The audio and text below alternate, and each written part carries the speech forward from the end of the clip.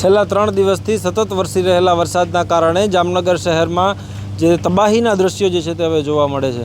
જામનગર શહેરના જે આપણે આ ચર્ચ પાસેનો જે વિસ્તાર છે તેના દ્રશ્યો હું આપણે બતાવવા માંગીશ કે જે ત્યારે હાલ જે જામનગરનું જે ચર્ચ છે તે ત્યારે પાણીમાં ગરકાવ થઈ ચૂક્યું છે। આ વિસ્તાર જે ત્યારે લીમડા લાઈન નજીકનો જે વિસ્તાર છે તે ત્યારે હાલ સંપૂર્ણપણે જે પાણીમાં ગરકાવ થઈ ચૂક્યો છે।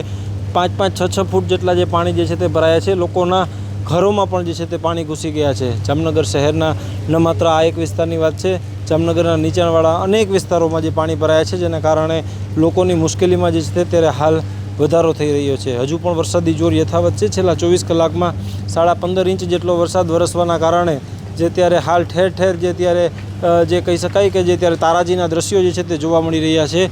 લોકોની મુશ્કેલીમાં હજુ પણ જે છે તે વધારો થઈ શકે છે। શહેરમાં આર્મી અને એરફોર્સની અને નેવી અને ત્રણેય સંરક્ષણ પાંખોની એક ટીમ જે છે તે ત્યારે હાલ લોકોને રેસ્ક્યુ કરવા માટે ઉતારી દેવામાં આવી છે। હજુ પણ જે 24 કલાક જે વરસાદની આગાહીની જે ત્યારે કરવામાં આવી છે, જેને લઈ અને ત્યારે હાલ લોકોની મુસીબતમાં વધારો થાય તેવી પૂરેપૂરી શક્યતાઓ જે છે તે વર્તાઈ રહી છે।